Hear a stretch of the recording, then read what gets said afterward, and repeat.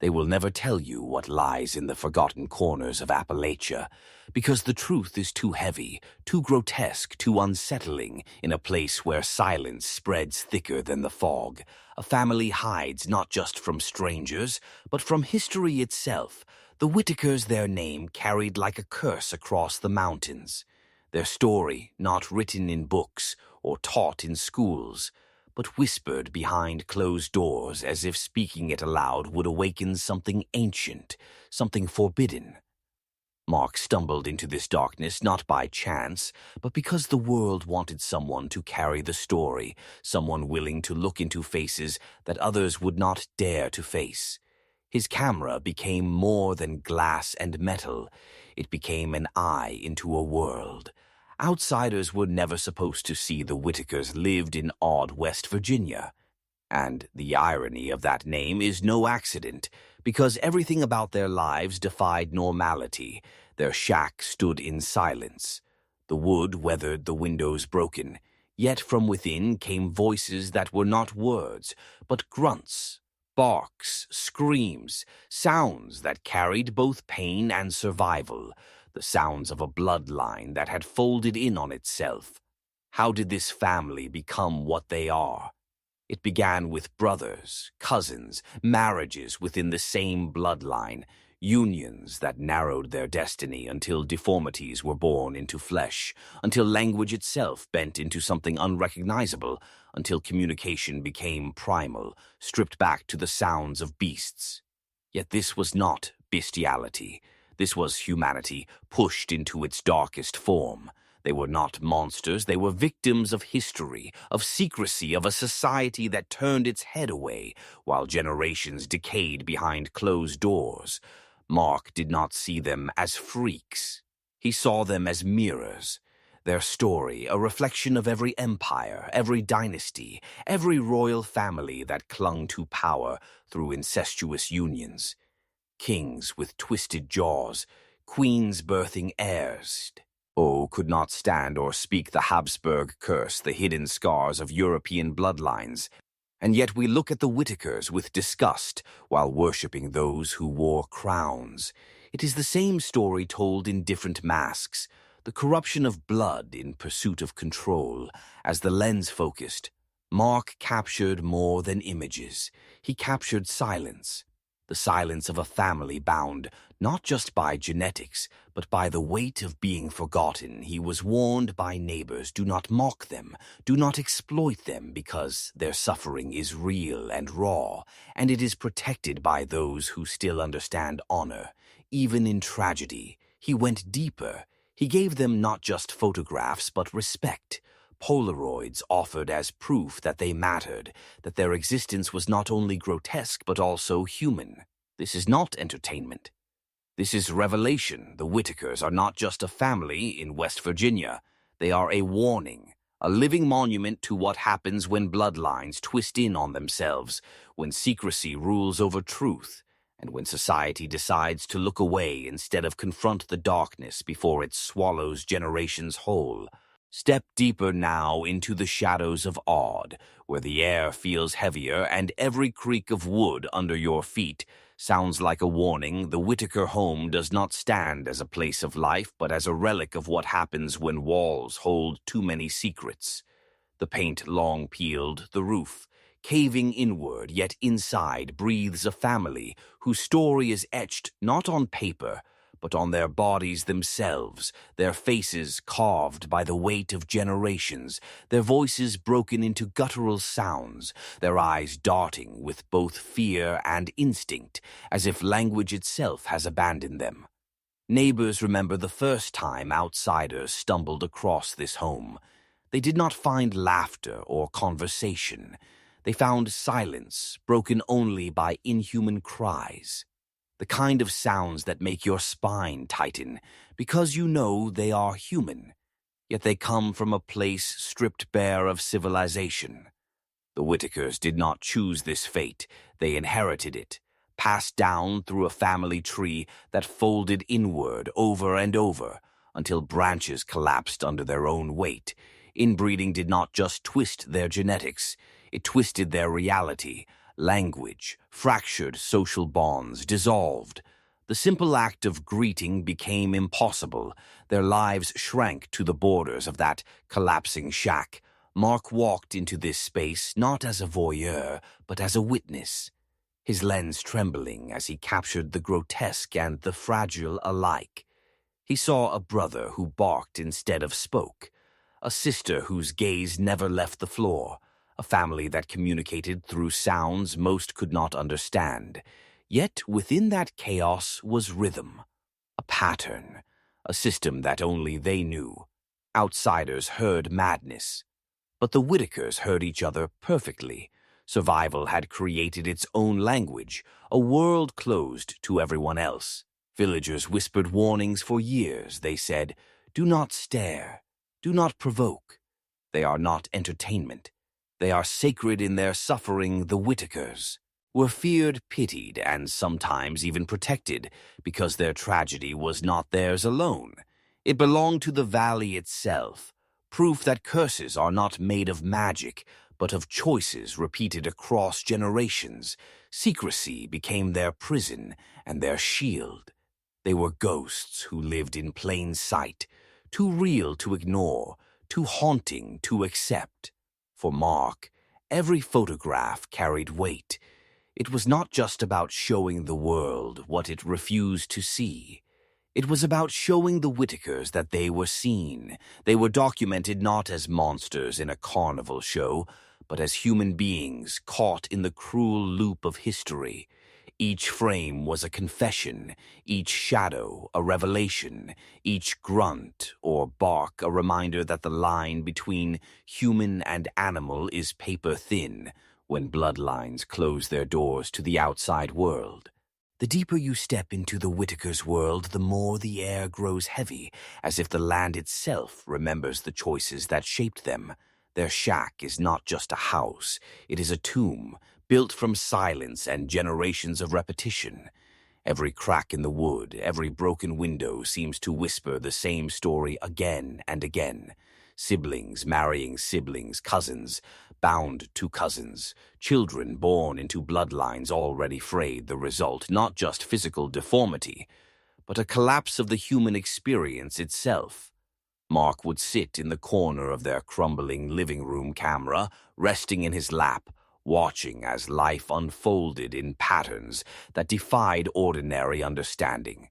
One of the brothers barked at strangers, snarling in ways that made outsiders recoil. But within those sharp sounds was meaning. The family understood each growl, each grunt, each sudden cry. They had built a code that was theirs alone, a secret language born not from words, but from necessity, in a world where society had abandoned them. They created a society of their own. The children of this bloodline grew without books, without teachers, without lessons in history or math. Their lessons were survival and silence. Survival in a world that mocked or feared them. Silence because words belonged to outsiders, and outsiders were dangerous. What was left was instinct, and instinct took the form of guttural cries that echoed through the valley. Sounds that carried not just across the shack, but across the land itself. Neighbors whispered that they could hear the Whitakers in the dead of night barks that cut through the stillness like warnings from another realm. The curse of inbreeding is not simply in twisted bones or frail bodies. It is in the collapse of identity. Imagine a child born into a family where no one speaks, where language does not exist, where your only communication is a sound that outsiders compare to animals. What does that do to the mind? What does that carve into the soul? It strips away humanity until survival itself feels feral. And yet within that feral existence lies a kind of loyalty outsiders could never understand. The Whitakers did not betray each other. They did not leave each other. They survived together against the scorn of the world. Mark began to see the mirror clearer with every visit. He realized this was not just about one family in West Virginia. It was a reflection of humanity at large, dynasties. Empires, even kings who once sat on golden thrones, had done the same, hiding their deformities behind palaces. While peasants whispered of curses, the Whitakers bore their scars in the open, while history's rulers painted theirs into portraits. Both carried the same truth: the collapse that follows when bloodlines are chained to themselves. Step further into the valley and you feel the weight of fear that surrounded the Whitakers. For decades, villagers walked past their shack without looking. Knocking on their door was unthinkable. The family had become myth more ghost than flesh, whispered about in schools and bars, as if they were creatures, not neighbors yet. The truth was simpler and far more disturbing. They were a family caught in a cycle that society chose to ignore, because facing it meant facing the ugliness of human choices. Children in the nearby town grew up daring each other to get close to the Whitaker home. The bravest would sneak to the edge of the yard and swear they heard growls or saw shadows moving in broken windows. Adults warned them, stay away, not just out of pity, but out of fear. Fear that the family would lash out. Fear that the curse itself would somehow cling to anyone who crossed that threshold. The Whitakers lived not only inside their shack, but inside the imagination of the community.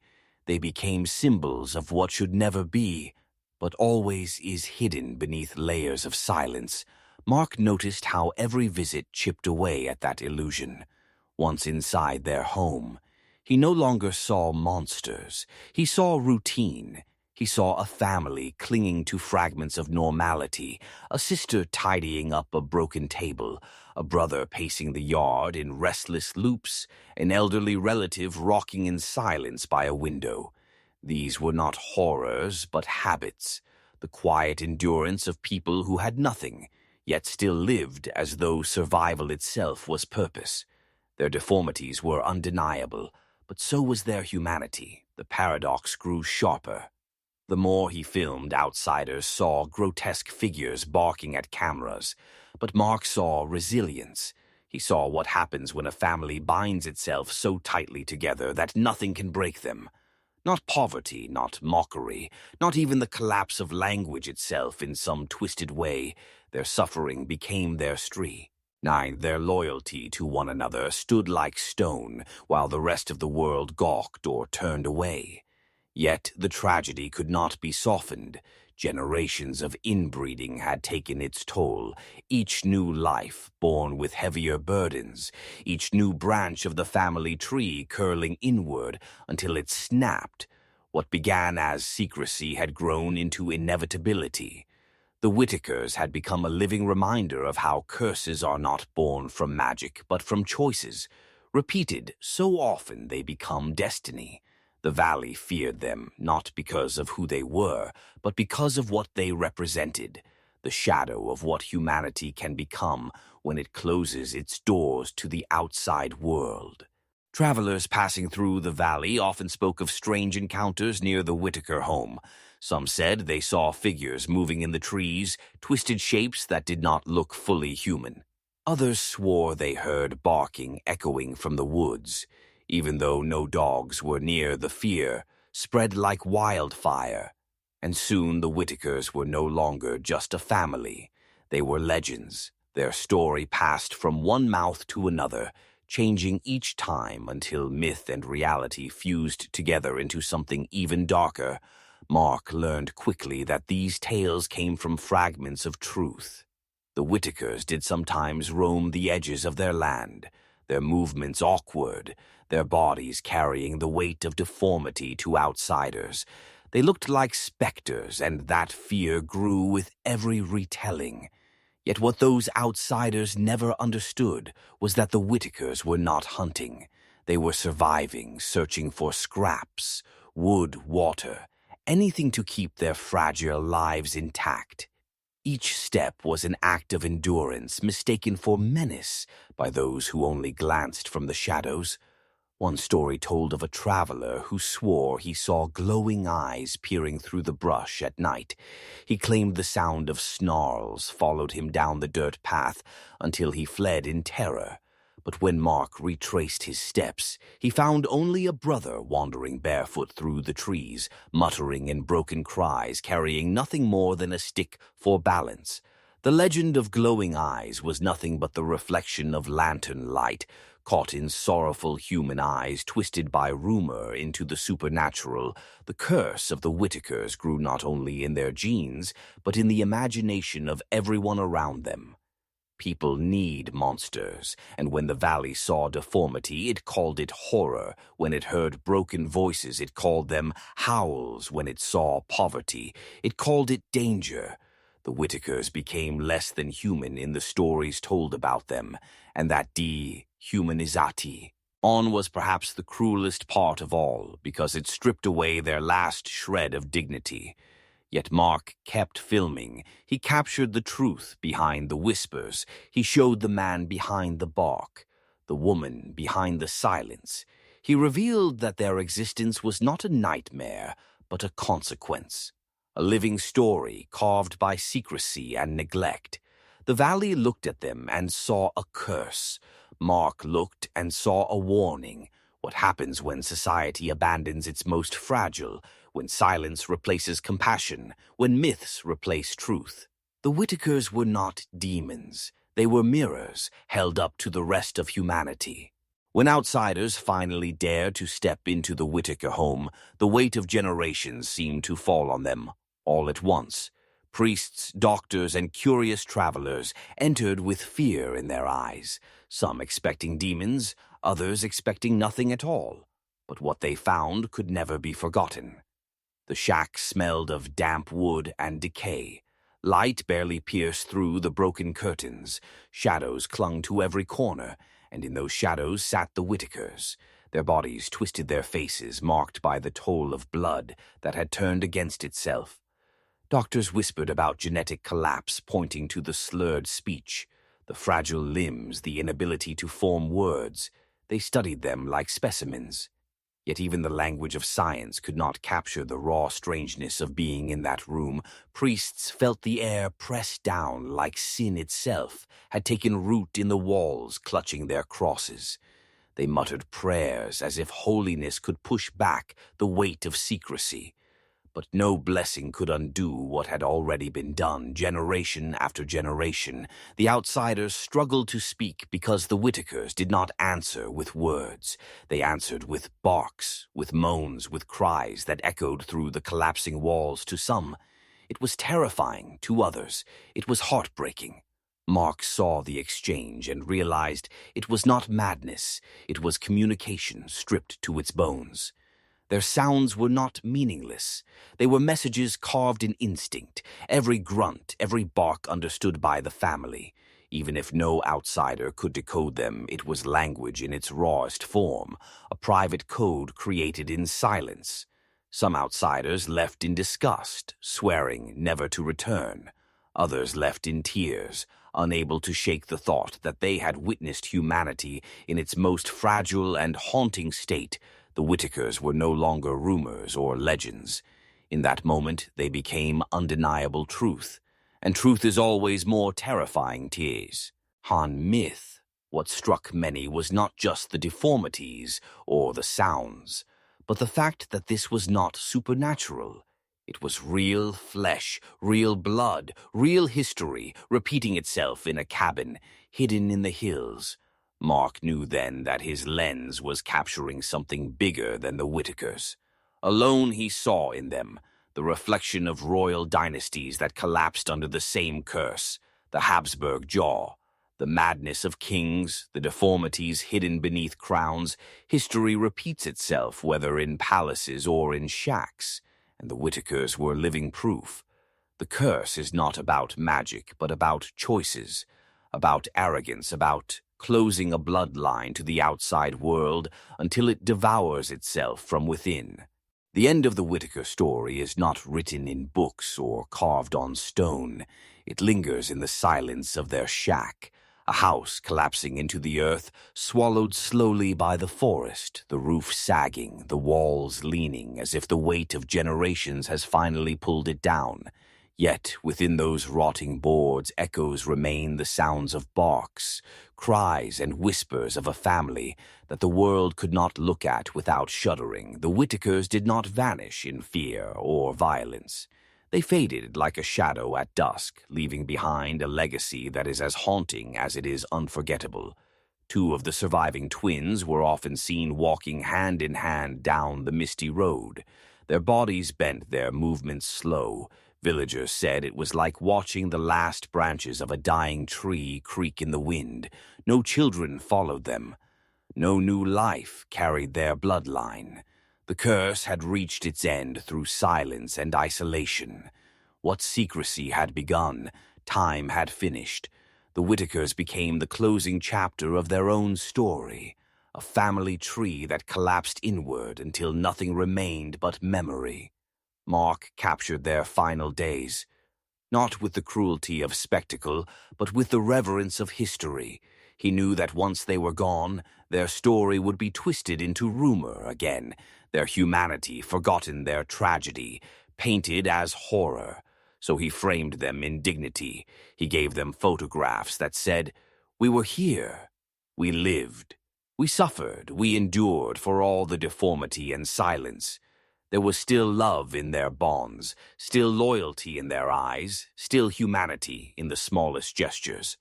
A hand held a chair, pulled a glance shared in the dark. Their story is a warning carved in flesh.